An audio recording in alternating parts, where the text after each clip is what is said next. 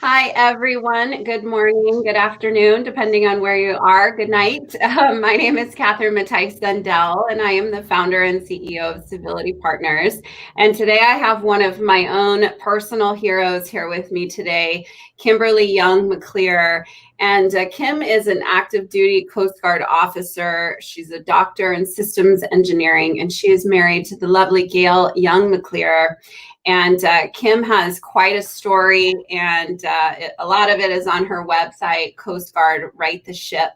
So I am just so honored to have you here with me, that you could make time for me in all of your busy schedule. So Kim, tell us a little bit about yourself, and how you came to be this advocate that you are for survivors of workplace violence and bullying and harassment and all those horrible things that go on at work. Oh, absolutely. And first, just want to say thank you, Catherine, for even having me be a part of this. And it's just been really just an incredible journey. I don't even remember the first year that we initially met, but I'm really passionate about advocating for survivors because a lot of times, just through my own experiences and then things that I've seen within the Coast Guard and the military, a lot of these instances of bullying, harassment, discrimination, it's really preventable. And so it just really bothers me on such a deeply personal level that if something is preventable and solvable, I don't understand, why various institutions, whether it's in society or with different organizations, kind of uh, perpetuate this culture of harm. So my particular backstory, I'm active duty Coast Guard. I've been in for over 17 years, and in 2014, I was stationed at the Coast Guard Academy, which is a military service academy, and I went there to teach full time. And unfortunately, I had a department head that bullied me. Pretty much every day I was subjected to humiliating comments, being scapegoated, and it was just incredibly toxic and traumatic. And through that all, I was still trying to speak up for myself. I was trying to speak up for others, and I had just never encountered anything like that. A lot of times people think in the military that that's just how we do business, and if someone is speaking stern to you or whatever, that's just military culture, but that's false. Everyone should be treated with dignity and respect, regardless of what organization they work for. But what I discovered was that the more that I elevated these concerns to the bully directly, and then to the bully's boss, to the bully's boss's boss's boss, that actually made his behaviors against me escalate. And I had never encountered this before. And so I knew I was really fundamentally dealing with something that was very different than someone who's maybe making unintentional comments and you can kind of put them aside and it gets resolved. So you're right, there's certainly a long story, but it basically escalated from 2014. And as I reported these instances of bullying again, to the bully, to his boss, boss. In the military now, we're talking about admirals. So altogether, I think I lost count, but it's somewhere in the neighborhood of around 7 admirals had knowledge of my allegations, and also a couple of their counterparts on the civilian pay scale, and then all their legal staffs. So you're talking about well over 30 individuals who Mhm. certainly could have used their positional resources and power to intervene, but they chose not to. And then in 2017, after this point and during about 3 years of workplace abuses, I filed an 08, Department of Homeland Security Office of Inspector General whistleblower complaint. And to my knowledge, I was the first person on active duty to have my case actually be substantiated. So they substantiated that I was, in fact, retaliated against when this bully department head lowered my evaluation. And if I could just elaborate a quick moment further, Sure. my case and just parts of my story continue to be dismissed because people say, oh, what's the big deal? Her evaluation was lowered, so let's just administratively change her evaluation. But that's really not the point.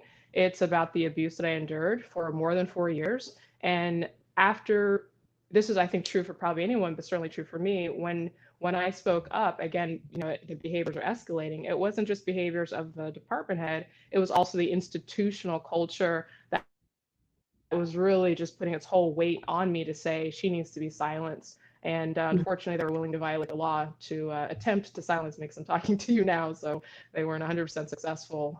But no, it's been a professionally and personally painful journey, but I am very fortunate that I still have the essence of what makes me me. And I am consciously choosing to use any remaining fuel that I have left and to continue to put fuel in a tank to help other survivors, because no one should have to tolerate this to do their job. Yeah. You said something right at the end that's been really key for me, and something I share a lot with survivors or people who feel targeted. They find me online. I think I lost audio. Uh-oh, I can hear you just fine. You can't hear me? Uh-oh, we lost Kim.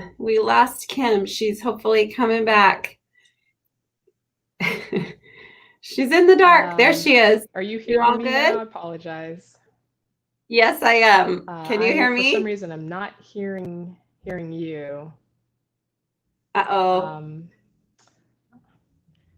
Apologize. No, it's the way of the world right now with all of our technical issues. No problem.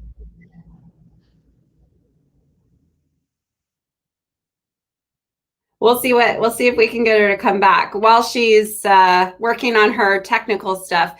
One thing that really resonates with Kim or with me when Kim talks is that she really made a very clear decision to sort of take this on. And so when I get calls from people who feel harassed or bullied at work and they're looking for advice from me, often one piece of that advice I give is really around just making a decision that this isn't going to go on anymore.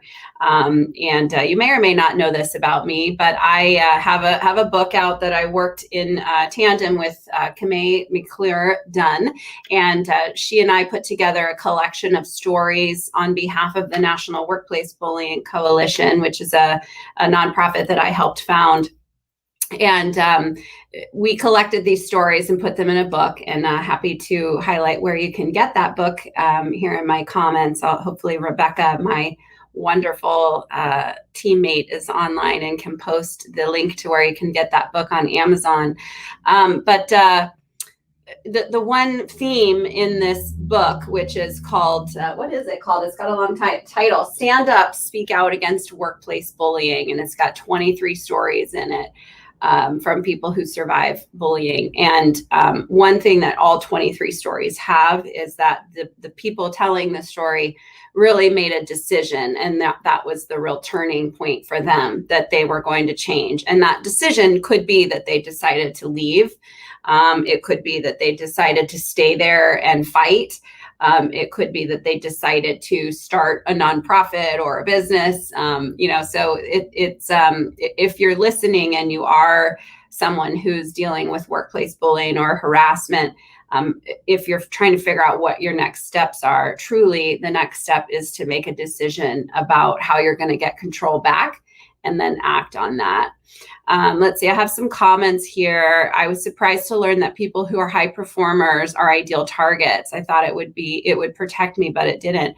Yeah, that's a great point. So I'll explain why that is while we wait for Kim to come back.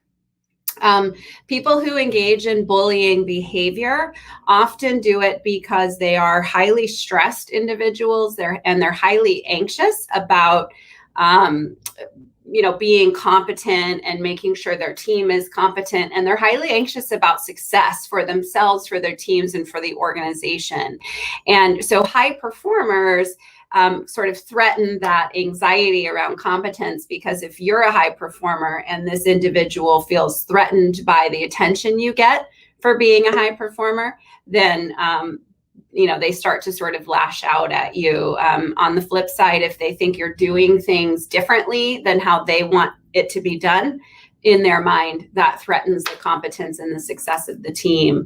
So, often high performers have their own ideas about how to do things.